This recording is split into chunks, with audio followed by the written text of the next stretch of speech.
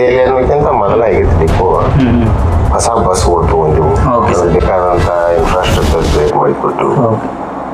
ಇತ್ತೀಚೆಗೆ ಒಂದಷ್ಟು ಪತ್ರಿಕೆಗಳಲ್ಲಿ ಸುದ್ದಿ ಪ್ರಕಟ ಆಗಿತ್ತು. ಎಲ್ಲ ಪ್ಯಾಸೆಂಜರ್ಸ್ ಜೋತ್ ಬಿದ್ದು ಹೋಗ್ತಾ ಇದ್ರು ಬಸ್ಗಳಲ್ಲಿ.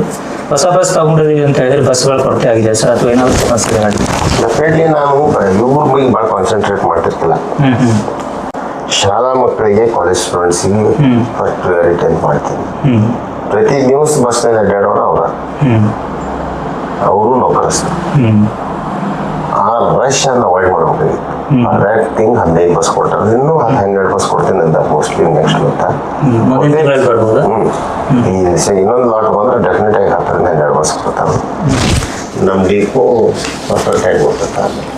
ಈಗ ಸ್ವಲ್ಪ ಅಲ್ಲೆಲ್ಲಿ ಎಲ್ಲೇ ಹೊಡಿದೆವು, ಈಗ ಮತ್ತೆ ರೂಲ್ಸ್ ಹೊಸ ಹಾಕೈತಿ, ರೂರಲ್ ತೊಗೋಬೇಕಾಗೈತಿ. ರೂರಲ್ ಒಂದು 10-12 ಬಸ್ ಬಂದ್ರೆ ನಮ್ದು ಇದು ಹೆಡೇಕ್ ಹೋಗ್ಬೇಕೈತಿ. ಸರ್, ಈಗ ಕೆರೆಗಳ ಅಭಿವೃದ್ಧಿ ಕೆಲಸ ಹೇಗೆ ನಡೀತಾ ಇದೆ ಸರ್?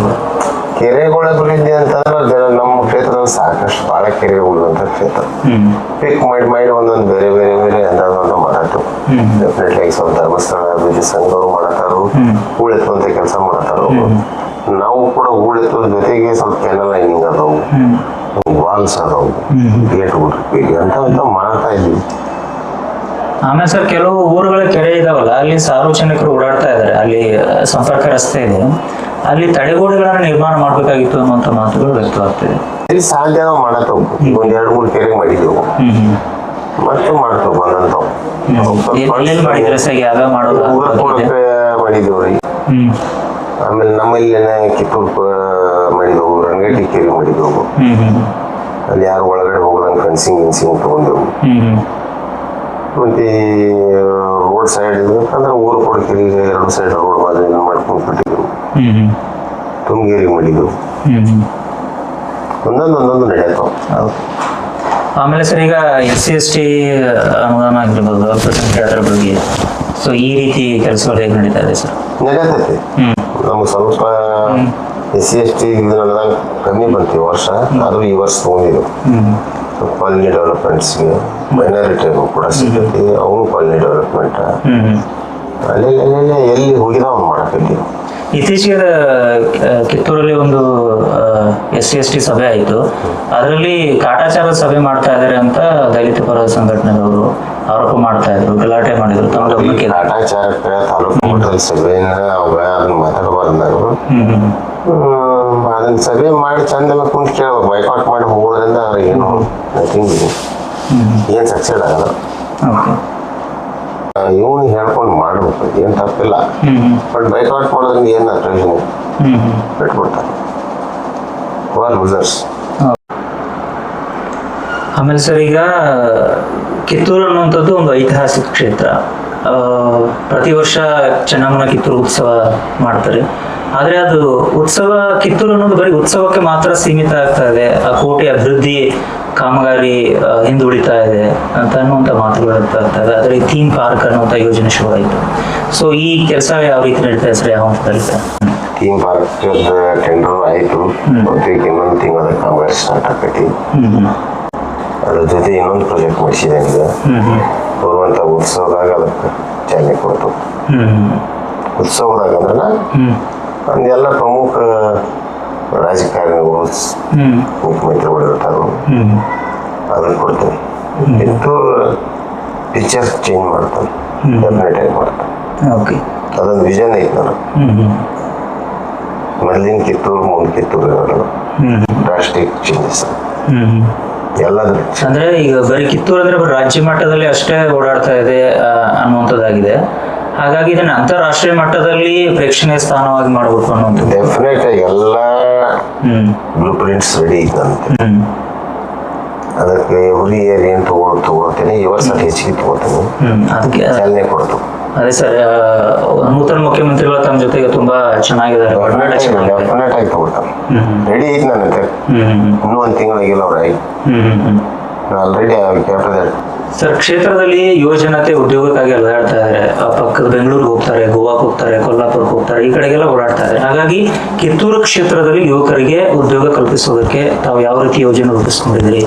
ಬೇರೆ ಕೈಗಾರಿಕೆಗಳನ್ನ ಏನಾದರೂ ಅಪ್ರೋಚ್ ಮಾಡಿದ್ದೀರಾ? ಕೈಗಾರಿಕೆಗಳು ಓಡಾಡತ್ತು ಅಲ್ಲಿ ಅದಾವ ಈಗಿಂದ ಕಿತ್ತೂರು ಇಂಡಸ್ಟ್ರಿಯಲ್ ಏರಿಯಾದಾಗ ಈಗ ಸ್ವಲ್ಪ ಸ್ವಲ್ಪ ಬಂದಿದ್ದಾವೆ. ಬಟ್ ಮ್ಯಾನುಫ್ಯಾಕ್ಚರಿಂಗ್ ಆಸ್ಪೆಕ್ಟ್ಸಿಗೆ ಯಾವ ಬರವಲ್ಲ. ವಿ ಆರ್ ಫೈಟಿಂಗ್ ಸ್ವಲ್ಪ ಸ್ಕಿಲ್ ಡೆವಲಪ್ಮೆಂಟ್ ಬಗ್ಗೆ ಸ್ವಲ್ಪ ಒಂದೆರಡು ಸ್ಕೀಮ್ ಕೊಟ್ಟರು.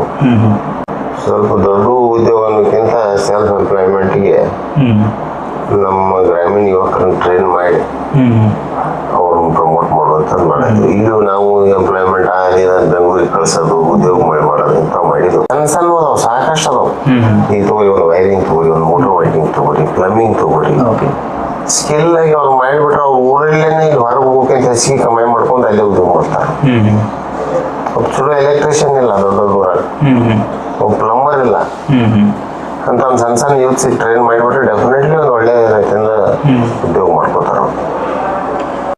ಒಂದಿಷ್ಟು ರಾಜಕಾರಣದ ಬಗ್ಗೆ ಮಾತಾಡೋದಾದ್ರೆ, ಕಿತ್ತೂರು ಕ್ಷೇತ್ರದಲ್ಲಿ ಈಗ ಬರುವಂತ ಮುಂದಿನ ಚುನಾವಣೆಯಲ್ಲಿ ಮಹಿಳಾ ಮೀಸಲಾತಿ ಆಗ್ಬಹುದು ಅನ್ನೋ ಸಾಧ್ಯತೆ ಇದೆ ಅನ್ನೋ ಮಾತುಗಳು ಕೇಳ್ತಾರೆ. ಒಂದ್ ವೇಳೆ ಆ ರೀತಿ ಏನಾದ್ರು ಆದ್ರೆ ತಮ್ಮ ಧರ್ಮಪತ್ನಿ ಅವರನ್ನಾರು ಕಣಕ್ಕಿಳಿಸುವ ನೋಡ್ರಿ, ರಾಜಕಾರಣ ಮಾಡತ್ತೇವು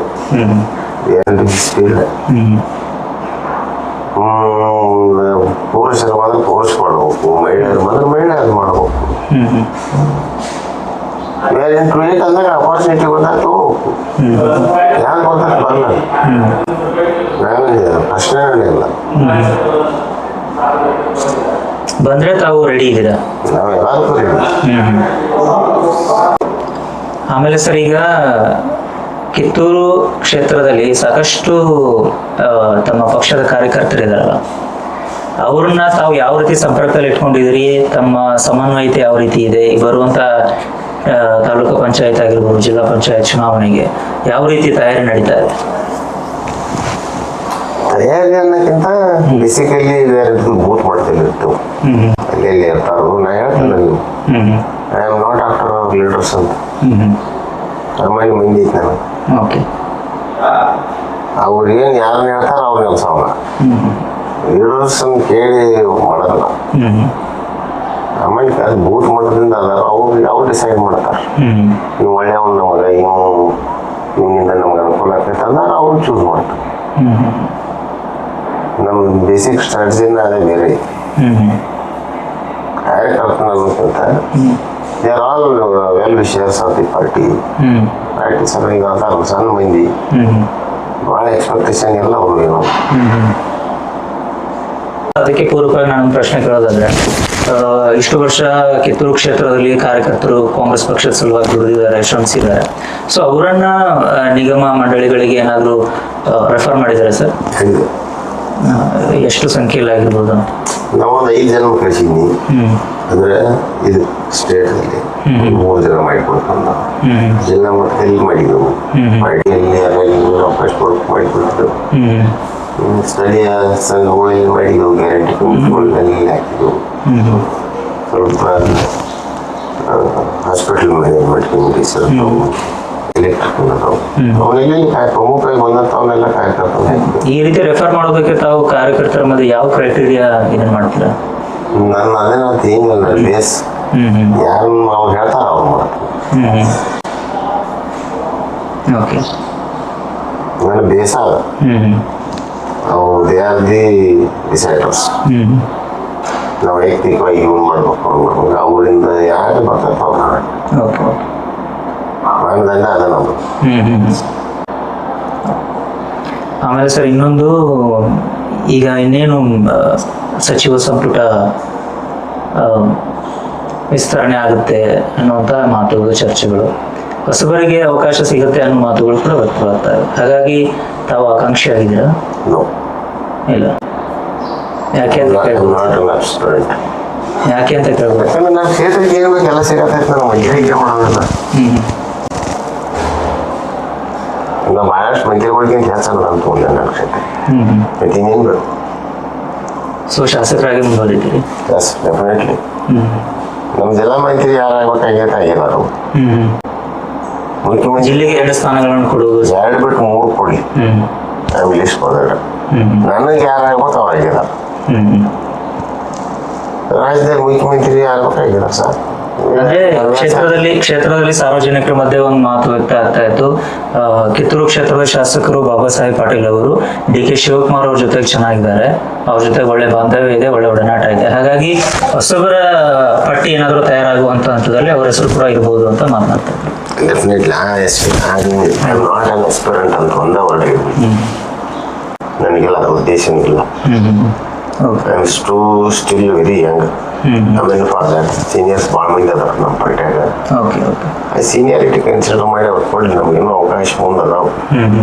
ಬಂದಾಗ ನಮ್ಮ ಮುಂದಕ್ಕೆ ಐಡೆಂಟಿಫೈ ಮಾಡಿ ಕೈಲುವಂಗೆ ಇಟ್ಟುಗಳನ್ನ ಯಾರು ಸೀನಿಯರ್ಸ್ ಮಾಡಲಿ, ನಾವು ನೋಡ್ಕೊಂತ ಕೆಲಸ ಮಾಡೋದ್ರಿಂದ ಅಷ್ಟು.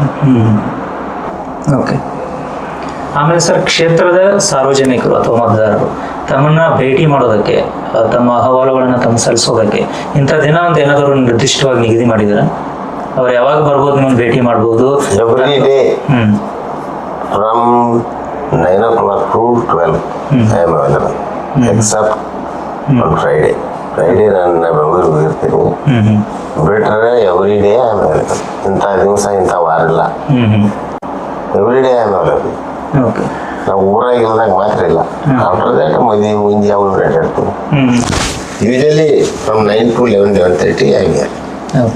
ನಿಮ್ಮದೇ ಪಕ್ಷದ ಶಾಸಕರು ಪ್ರದೀಪ್ ಈಶ್ವರ್ ಅವರು ನಮಸ್ತೆ ಚಿಕ್ಕಬಳ್ಳಾಪುರ ಅಂತೇಳಿ ಕಾರ್ಯಕ್ರಮ ಮಾಡಿದರು. ಇಡೀ ಕ್ಷೇತ್ರದಲ್ಲಿ ಸುತ್ತಾಡಿ ಜನರ ಸಮಸ್ಯೆಗಳನ್ನ, ಅಹವಾಲುಗಳನ್ನ ಕೇಳ್ತಾ ಇದ್ರು. ಆ ರೀತಿಯಲ್ಲಿ ತಾವೇನಾದರೂ ಪ್ಲಾನ್ ಮಾಡ್ಕೊಂಡಿದ್ದಾರೆ ಸರ್? ಅವ್ರದ್ದೊಂದು ಕಾನ್ಸೆಪ್ಟ್ ಬೇರೆ, ನಮ್ದು ಬೇರೆ. ಓಕೆ. ನನಗೇನು ಹೇಳಿ, ವಾಟ್ ಈ ಬೂತಿಗೂ ನನ್ನ ಮಂದಿ ಐತಿ. ಆ ಬೂತದ ಡಿಟೇಲ್ಸ್ ನನ್ನ ಹತ್ರ ಅದಾವ.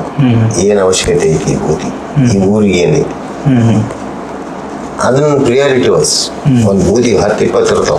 ಪ್ರಿಯಾರಿಟಿ ಎಲ್ಲರಿಗೂ ಅನುಕೂಲ ಆಗುವಂಥದ್ದೇ ಅವು.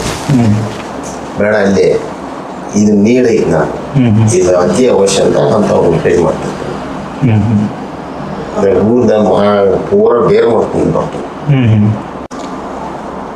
ಮುಂದಿನ ಚುನಾವಣೆಗೆ ಸರ್ ಕಾರ್ಯಕರ್ತರನ್ನ ಯಾವ ರೀತಿ ತಯಾರಿ ಮಾಡ್ತಾ ಇದ್ರಿ? ಪಕ್ಷದ ಸಂಘಟನೆ ಯಾವ ರೀತಿ ನಡೀತಾ ಇದೆ?